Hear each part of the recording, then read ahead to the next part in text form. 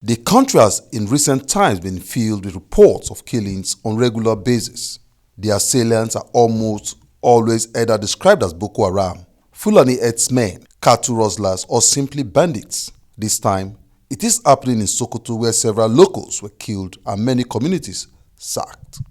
This lawmaker from the affected area insists that something must be done to stop the killings. Honorable colleagues, our government is failing. It has failed in its primary responsibility of safeguarding the lives and property of its citizens. We have come here day in, day out. Every day we come here, it's one thing or the other. Mr. Speaker, only a fool does the same thing over and over and over again and expect to get a different outcome from the previous acts. So, mine is just to say once again that we need to stand up to our responsibilities. The government has to stand up to its responsibility, or it should do the needful. His colleagues expressed worries at the impunity with which the killers act in the face of existing constitutional authority.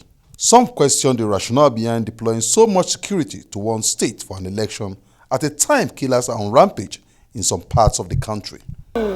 So guess one solution that was adopted in the Northeast that has gone a long way in bringing relative peace to our area, and that is the evolution of civilian JTF.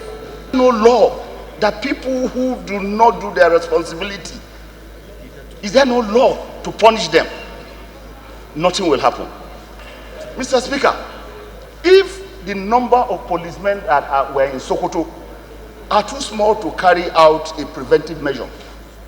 Now the question here is this: which is more important? Prevention of political violence or prevention of security of lives and property? Mr. Speaker, we are aware, and it is all over the news, elections is going to take place very soon in Ekiti State. 30,000 policemen were mobilized.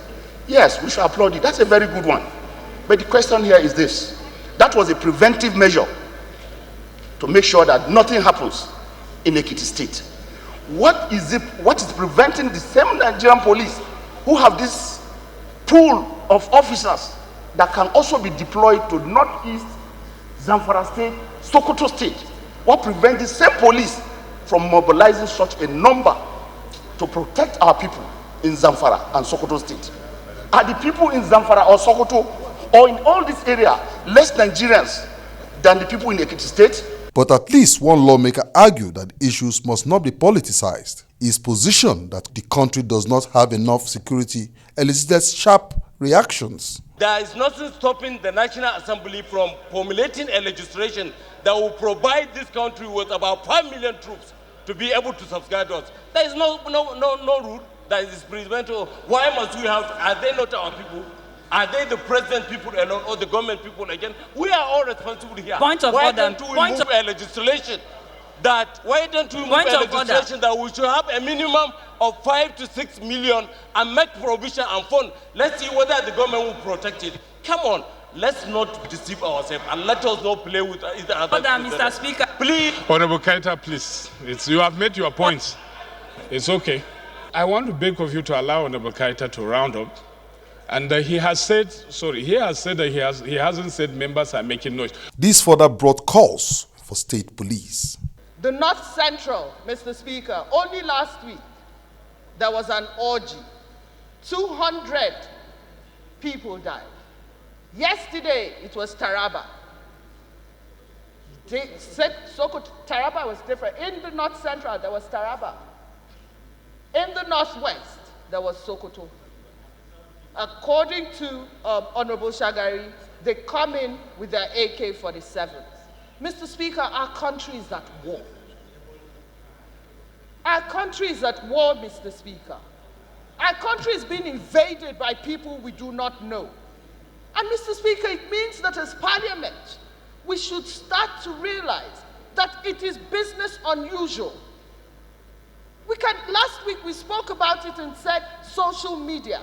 We spoke about it and said we needed to be responsible. We said we needed to be responsible. The tactics I've seen is beyond the ordinary bandit we are talking about. And now, Mr. Speaker, ask our people who were kidnapped or any other thing. I swear to God, the name they call is the popular name you will hear in the Boko Haram axis. Now, we've been chasing shadows Silence, for some time. please. Some we thought Silence, are please. headsmen. Some we thought is anything. I am telling you, and I stand to be contradicted, Mr. Speaker. Largely, the people doing this crime are people who come from the Boko Haram axis. The House consequently mandated its Committee on Army, Defense, Air Force, Navy, and National Intelligence to investigate the attacks, while urging NEMA to move in with relief materials for victims. Emmanuel Ehijine, PTV News, Abuja.